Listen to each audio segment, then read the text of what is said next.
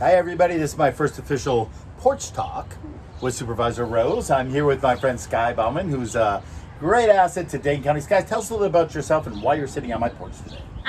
So my name is Skye Boughman. I am a person in long-term recovery. I also have my master's degree in community mental health and have worked on the front lines of the overdose and mental health and substance use disorder crisis for the last 17 years. And from my heart, we're personal friends. We've become that very quickly, hearing your stories and on a daily basis working with you on the loss that we're facing. As a matter of fact, Skye and I recently presented at NAMI up in Wisconsin Dells on a project we're working on. Tell the folks a little bit about that project and how it ties in with what we're going to talk about. Yeah, so Rick and I really bonded over the loss that both of us have experienced. Me, because I am a person in recovery that struggled with opioid use disorder and then have worked in this field, and unfortunately I have lost so many of my community members to preventable overdose fatalities. And my experience relates back to HIV and AIDS and the pandemic back in the early 90s. And I currently sit on a statewide group that deals with HIV and AIDS in Wisconsin, but we've been addressing other issues, not particular to what Skye is doing, but some of the answers we're going to speak about. The positive side of this are things we can learn from each other's communities. And so the community grieving aspect has been very important to us. But speaking of which, people are still dying. And we know a report recently came out nationally that stated in the last couple of years or few years around the COVID pandemic, we've increased the loss of those we love because of isolation and overdose, etc., by like 20%. Yeah, so we lost 108,000 people in 2020 to fatal overdose, which is very much the highest numbers that my community has ever seen. And let's bring it here to Wisconsin. A report was recently issued, if I'm not mistaken, by the Department of Health for the state, right? Or Public health. Public health. And that was called the Opioid Fatality Review. Report, OFR, if you will. Yes. Tell us the findings of that and what is alarming to you with that. Yeah, so I'm a community partner for the Opioid Fatality Review. It is one of the hardest groups that I'm a part of because we review after somebody's fatal overdose. We get to know them as a person, and we look at systems issues that impacted them. I really highly encourage all of you to take a look at the Opioid Fatality Review report. It's really important and really highlights the need for harm reduction, peer support, and decriminalization of substance use disorder in our community in Dane County. You said it perfectly. You know, I could digress and talk about the loss of my dear friend Dan, who was probably one of the people studied in this report. You know, they are people, and we learn from them. What Skye's suggesting is, well, we have data now to show what may have indicated what led them down this path. You've highlighted three really important things. Let's tap on them real quickly. For the purpose of time, and I encourage you guys, any comments, any suggestions you have of connecting with the community, let us know, and I will certainly put you in touch with Skye if you send me a message. But the first thing you mentioned, which is very dear to me because I know several of these folks, is, and this is also one that I referenced as working in the HIV and AIDS community, is peer counseling, and I should say peer support. Yeah. How does that program work, and why do you think it's so effective? Yeah, so I was lucky enough to start the Emergency Department to Recovery program at Safe Communities and then diversify that program to many different communities and settings.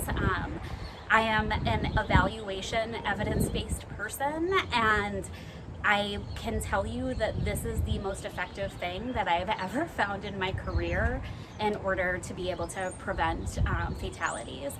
So peers have walked the same path as the people that they serve. They understand the stigma and discrimination in different systems. They understand what it is like to be in active withdrawal and trying to navigate these very complex systems in order to be able to get care. Peer support also gives us an opportunity to really bring people into the field that look like the community that they serve. Getting a master's degree is really cost prohibitive for so many people, and substance use disorder treatment doesn't pay very well. Peer support, people can make a living, they can find their way into a really healthy, sustained long-term recovery, and they can also, right, like they have work experience now that they don't need to go into six-figure student loan debt in order to be able to access. So it really gives us the opportunity to provide equitable treatment at a level that we have never done before. And it's a win-win for Yeah. both parties in this. This is all part of harm reduction, something Skye's really taught me about. Like, Skye, your focus is really to look at what can prevent the death, and that we can reduce what's going on and people are harming themselves. Yeah. Let's cut the future forward. Like, ultimately, if I ask you, I was thinking about this earlier, and the thought we'll leave on is, where should we go as a county? Where would you take us? Where do you think the most effect is going to be? Where do you want me to explore with my colleagues and my fellow residents and neighbors to really go to the bottom line here? Yeah, absolutely. I will tell you that our system is in crisis. There is so much need that everybody in my field works far beyond their required 40 hours a week.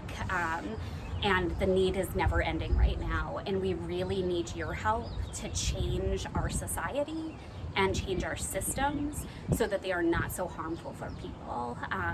Portugal has a really wonderful model, and we have decades of research showing that decriminalization of substances is the most effective policy decision that governments can make in order to reduce overdose fatalities, reduce harm to communities, promote equity, right? Like, this is a thing that the research supports. The drug war has not worked.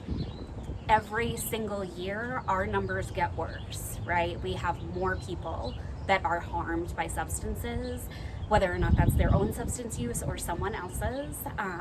This isn't working, and so please, from somebody on the front lines, we need your support in order to find our way out of this crisis.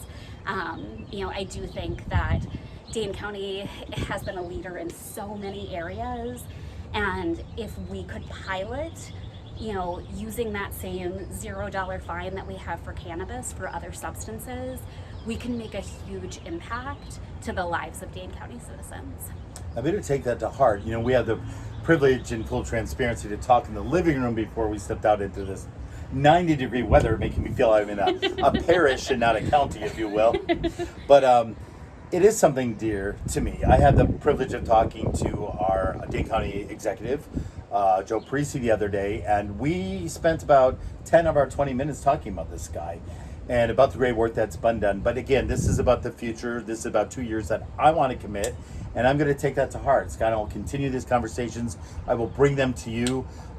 If you are someone living with this in your life, and even at the NAMI conference, we asked people to raise their hand if they lost a loved one, if they lost two loved ones.